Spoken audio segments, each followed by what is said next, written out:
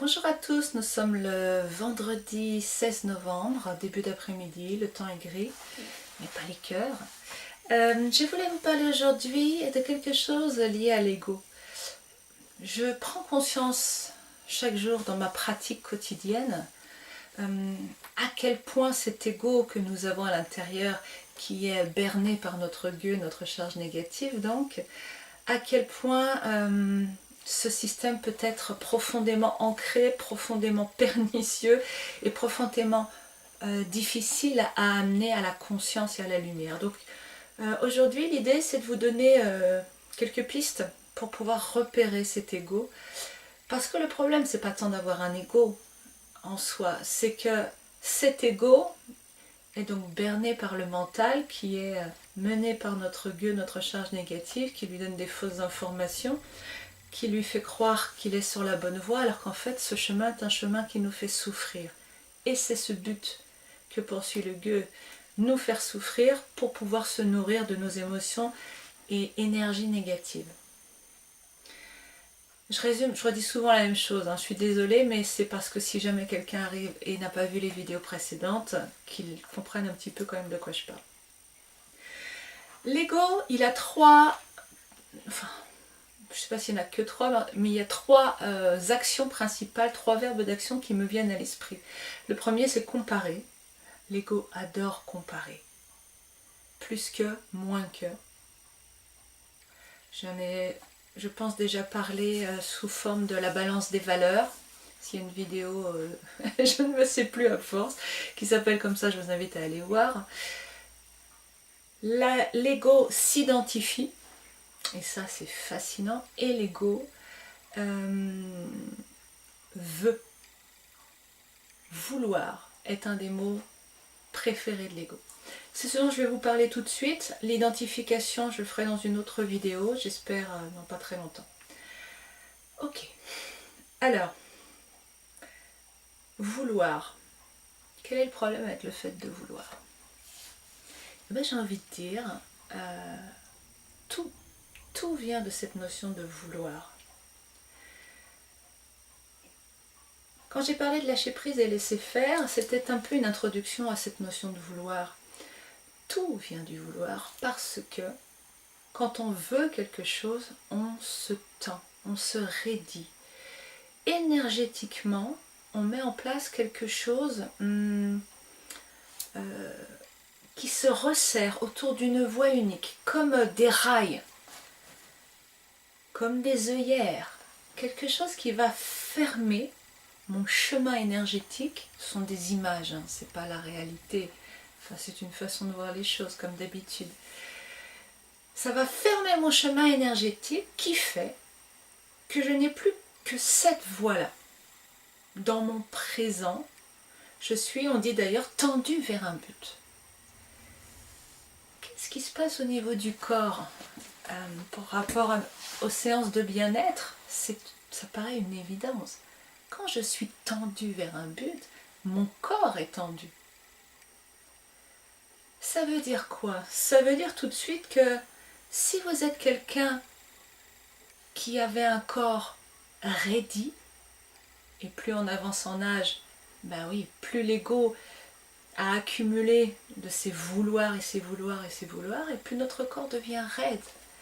Est-ce que c'est une malédiction liée à l'âge? Non, c'est une malédiction liée à l'ego.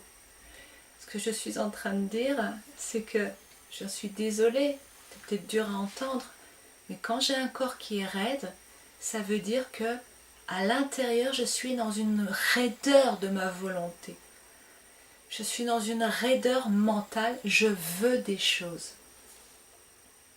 Quand je suis dans le lâcher-prise de tout est bien, tout est bien, c'est pas que j'accepte tout, c'est simplement je fais avec ce qui est là et je m'adapte. Ça peut être un non très ferme, mais je m'adapte. C'est ça le lâcher-prise, en résumant. Quand je suis dans le lâcher-prise, eh ben, mon corps s'adapte. J'ai vu dans mon histoire corporelle, avec toutes les choses que j'ai pu faire, j'ai vu des corps qui ne pouvaient plus s'adapter de quelque façon que ce soit. J'ai souvenir d'un exercice que je proposais où on mettait un ballon sous son corps et on s'allongeait par terre sur le ballon. Le corps s'adapte, et très vite le corps s'adapte et c'est confortable. Et je me souviens de personnes pour qui c'était une souffrance intolérable car il n'y avait aucune adaptation corporelle. Effectivement, c'était des personnes qui avaient une volonté extrêmement forte. Si j'ai un corps raide, j'ai une volonté raide. J'ai une volonté. Pourquoi j'ai une volonté? Parce que je crois qu'avoir quelque chose, qu'obtenir quelque chose va m'assurer du bonheur. Vous remarquerez que obtenir quelque chose, c'est dans le futur. C'est dans le plus tard, c'est dans l'ailleurs. C'est-à-dire, pas maintenant. Quand je crois qu'obtenir quelque chose va me rendre le monde meilleur, va me rendre heureuse, va m'apaiser. Quand je crois que si mon mari fait les travaux qu'il doit faire depuis la semaine dernière sur la dépendance, et bien comme ça, voilà, on sera tranquille. Je suis dans le futur, au niveau du mental. Ok, mettons ça de côté. Dans le présent de mon corps, qu'est-ce que ça occasionne? Quand je suis dans un vouloir, tout de suite, j'ai cette raideur qui se met en place. Tout de suite, j'ai une raideur. Qui dit une raideur, dit des tensions, dit des malaises, dit une gêne. Dès que je veux, je génère une énergie négative en plus de ces traumatismes plus ou moins forts physiques. En tout cas, de ces malaises, mal-être physiques. Je génère en plus une émotion négative. Pourquoi?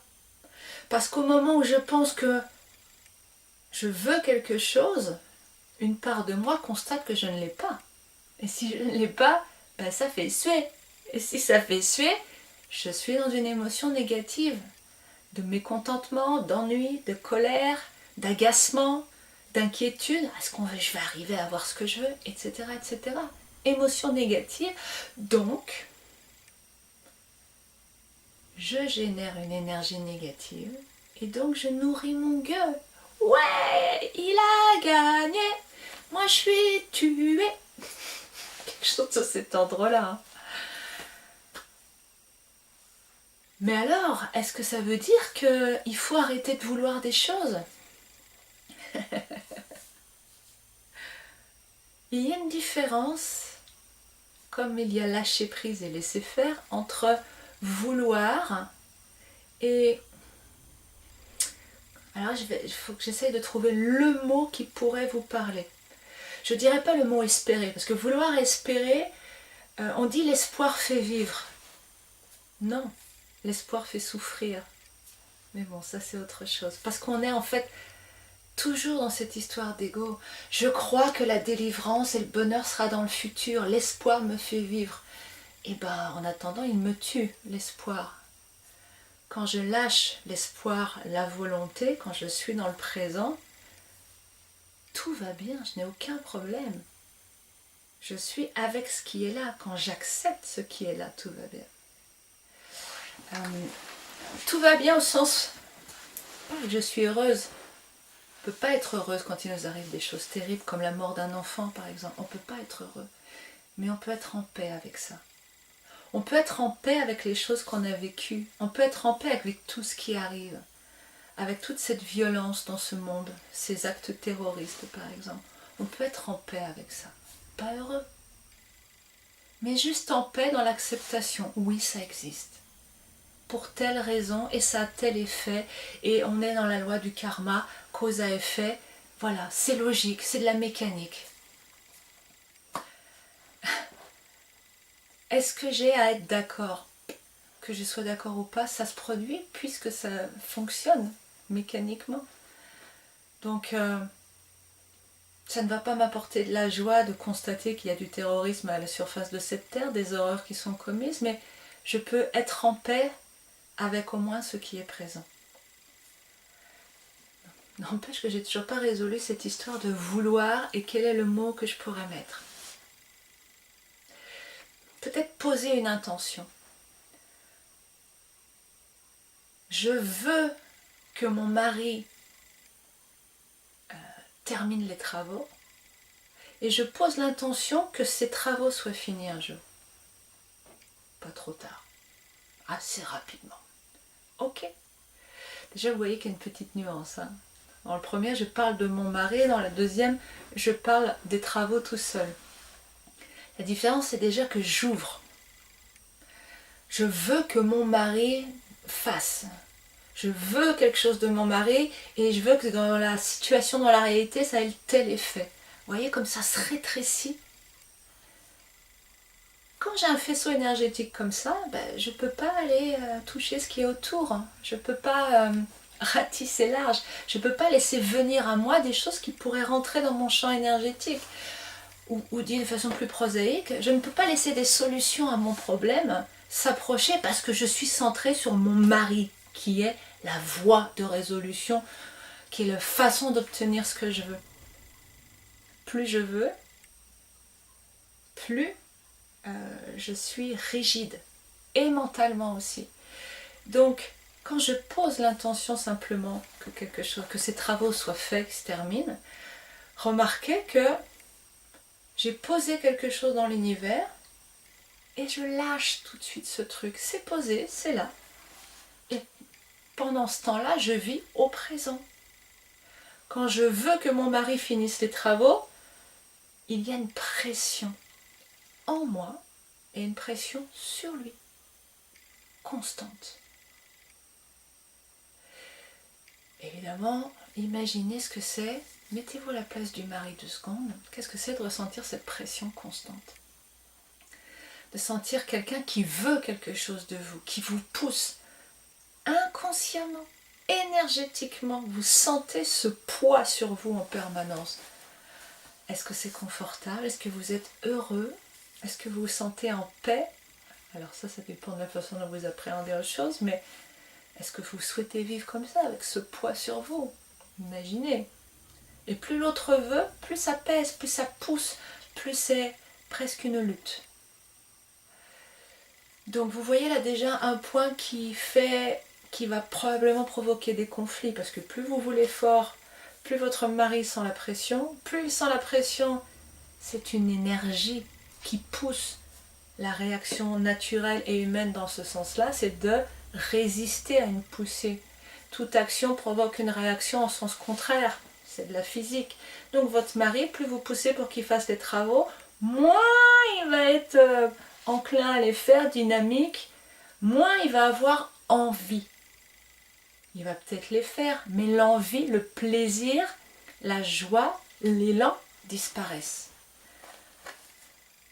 Et quand on retire tout ça, ça devient une obligation, une souffrance. On fait rentrer la souffrance dans la relation. Quand je veux quelque chose, je provoque un malaise en moi, physique, corporel, une énergie négative est générée qui fait grossir mon propre ego et qui en plus va provoquer la souffrance autour de moi parce que cette énergie négative va rayonner autour de moi. Vous voyez le truc? À quel point c'est terrible cette histoire de volonté. Et donc les gens qui m'entourent vont faire les choses que je veux. Mais ça deviendra des obligations pour eux. Donc je deviens une sorte de gardien de prison. On me dit souvent, enfin, j'ai rencontré ça souvent, j'aimerais arrêter de contrôler les gens autour de moi. J'aimerais sortir du contrôle. Qu'est-ce que c'est le contrôle? Le contrôle, c'est vouloir des choses. Pourquoi on veut des choses? On veut des choses pour se rassurer, parce qu'on pense que c'est nécessaire. Cette notion de nécessité, on doit faire des trucs et des machins. Il n'y a pas le choix. C'est tout un apprentissage, ça c'est clair, c'est tout un conditionnement. Mais derrière tout ça, tous ces conditionnements, il y a cette charge négative, ce gueux qui a un autre nom. On l'appelle aussi la peur. Et cette peur viscérale, fondamentale, cette insécurité qui existe en nous, dès que nous sommes coupés de notre être supérieur, notre source, nous en sommes coupés dès que nous arrêtons d'être dans le moment présent. De nous écouter, de nous connecter. Mais pour ça, il faut être présent, parce que quand on est parti dans le mental, on ne peut plus se connecter. On est ailleurs. Donc cette source, ce gueux, je ne sais plus ce que je voulais dire, mince, c'était cohérent. C'était pour conclure. Zut. Voilà, j'ai coupé la vidéo parce que en fait j'ai une énorme déconnexion, je ne sais plus du tout ce que je voulais dire. Même là je ne suis pas sûre de savoir ce que je voulais dire. Mais je vais quand même essayer de conclure cette vidéo. Le gueux, la charge négative, son seul objectif est de survivre, de se nourrir d'énergie négative. Si nous sommes dans le vouloir, c'est parce que nous croyons que nous avons besoin de choses pour être heureux, pour survivre. Et tout le but de cette charge négative, c'est de nous, puisque c'est de la peur, c'est de nous tirer, de nous faire descendre vibratoirement de plus en plus vers cette peur, pour que nous nous accrochions de plus en plus à quelque chose d'extérieur à nous qui serait censé nous sauver. Donc, peut-être je vais un peu vite, mais je crois que je vais en reparler dans une autre vidéo. Donc, le vouloir et la notion de contrôle sont liés à l'insécurité, c'est-à-dire au fait que nous soyons coupés de notre connexion à notre être supérieur parce que nous faisons croire, alors notre mental, piloté par le négatif, nous fait croire que nous avons besoin de contrôle, besoin d'obtenir des choses de l'extérieur, de la vie, de situations, de personnes, pour aller vers la paix et le bonheur. Et c'est comme ça, puisque vouloir nous amène à souffrir automatiquement et installer de la souffrance et dans notre corps et dans notre énergie, c'est comme ça qu'il va se nourrir en fait. Peut-être que je vais enchaîner sur une vidéo que je ne posterai que la semaine prochaine sur cette histoire de pourquoi je veux peut-être aller plus là-dedans. En attendant, je vous souhaite un bon week-end, ensoleillé peut-être. En tout cas, ça serait bien de voir un petit peu de lumière. Prenez soin de vous. Voyez si ce que je vous ai dit peut vous aider à lâcher un peu plus prise dans votre vie. Et voilà. En attendant de se revoir, bonne semaine à vous. À bientôt. Au revoir.